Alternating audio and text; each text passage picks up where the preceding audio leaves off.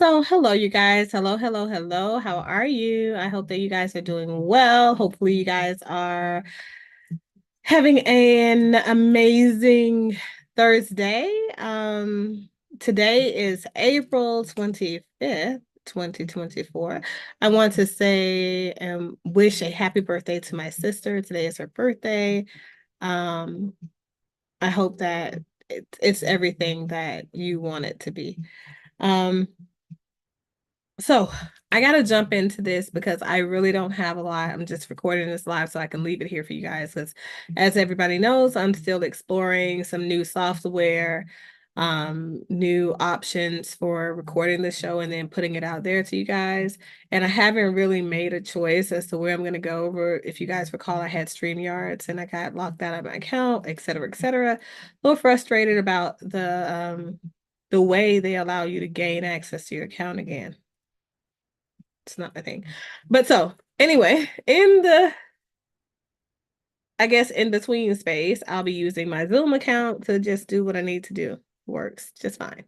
So I'm gonna read this advice column thing from it actually came from a group, and then it was sent to me, and somebody asked me to review it on my accountability channel. So I'm gonna read it verbatim to you guys. It says, my husband, 37, had sex with my unconscious body, 38, a week ago. I woke up in the middle of the incident. I yelled no, turned around, and went back to sleep. In the morning, he was jacking off and touching my ass. I sat up in the bed. Yeah, I know I can't. I was doing good. um, Good God. It's just a small print, okay? I sat up in bed and stated that I knew what he did the night before. I know what you did last summer. No pun intended, young lady. I'm sorry. Let me get back to the business. Um, I can't.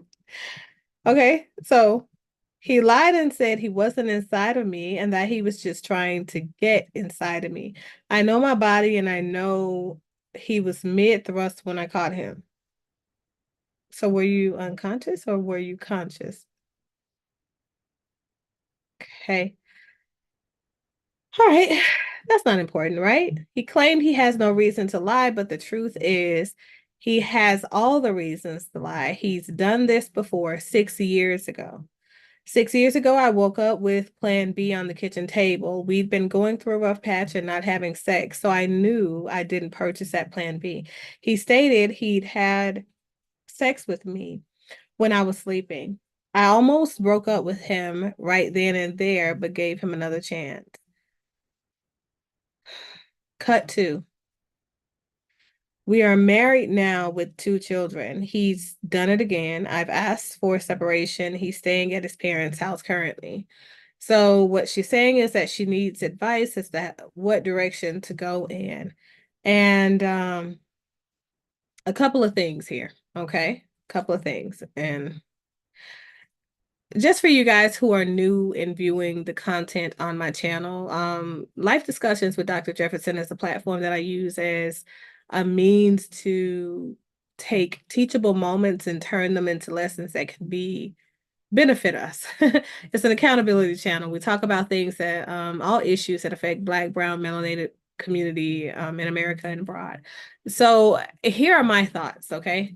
They want to know what I think that she should do. First of all, I have several questions because the thing is, if he had done this to you 6 years ago and you were cognizant of it at any point in your life, why did you marry him?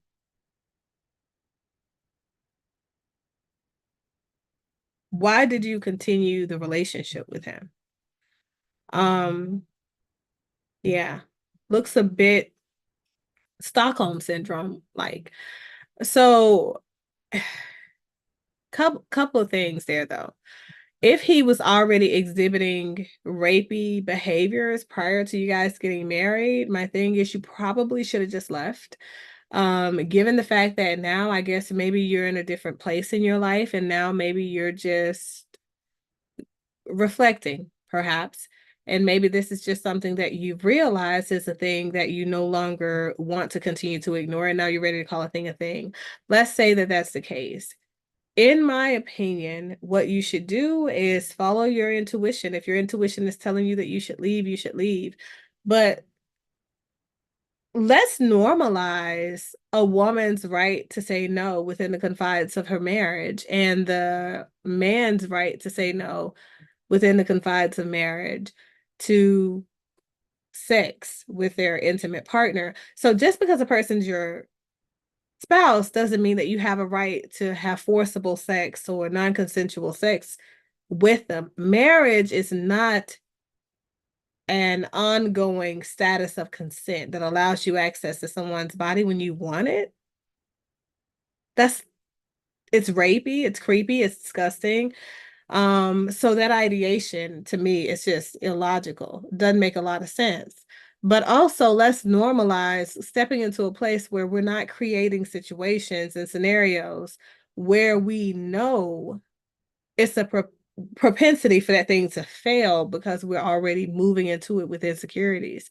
So the reality is, if you knew what he did 6 years ago, even if you weren't at a place of calling a thing, you may have wanted to bring yourself to a place to where you say, hey, let's give us a little bit of time to separate and to kind of get rectify some of the things that I feel like are issues for us. And in that space, you can bring up the fact that I don't like the way that we approach having sex. I don't like the way you approach consent. I don't like the way you approach sex with me when I've not necessarily invited sex with you, right? If I didn't call for you, don't come for me. It's that kind of thing. So I think that we should normalize people being able to say no to their spouses within the confines of a marriage if they're not interested in having sex with them. The other piece is this. I think that there is an accountability piece on this young lady's part because you allowed this man to think that you were entering into the marriage in a trusting fashion or in a way that allowed you to build with him. You can't build with a person you don't trust. You can't. You just can't. It goes right against the principles that we talked about yesterday that men need out of women. Servant. They have trust is a necessary component. Full submission is a necessary component. But the reality is that woman has to be able to exemplify all elements that that man brings to the table. Even if he brings you a broken element, you're supposed to make sure that it's returned to him fixed and ready for him to use it for the betterment of the relationship that you're building with him.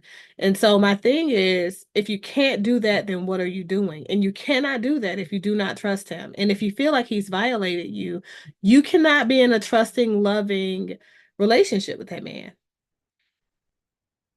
Who raised this man that has normalized it's okay for him to climb on top of his woman and have sex with her while she's unconscious? But I guess who raised this woman who thought it'd be okay for her to lay in bed unconscious? How did she get that way? Like, I'm asking several questions. I'm not saying it's your fault that you ended up in that situation, but I'm saying you made it. That's a pattern of behavior.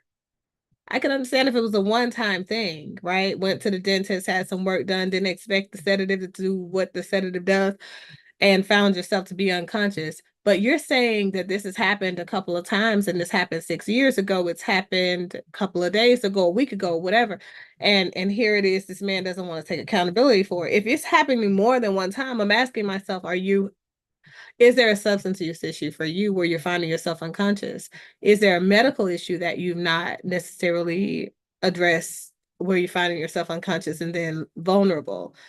But I say get those things in check first and then move on, find you somebody who is not perhaps exhibiting serial rapist vibes, and I hope that that helps. Those are my thoughts on it. You guys let me know what you think in the comments below, and I will update with the full description of the scenario in the comment box after I am done for the day. But that is all that I have for now. I hope that you guys, as I said, are having a blessed and a productive day, and everything that you intended to get done in today's day is off to its rapid start. And perhaps it's wrapping up. That's all I've got, you guys.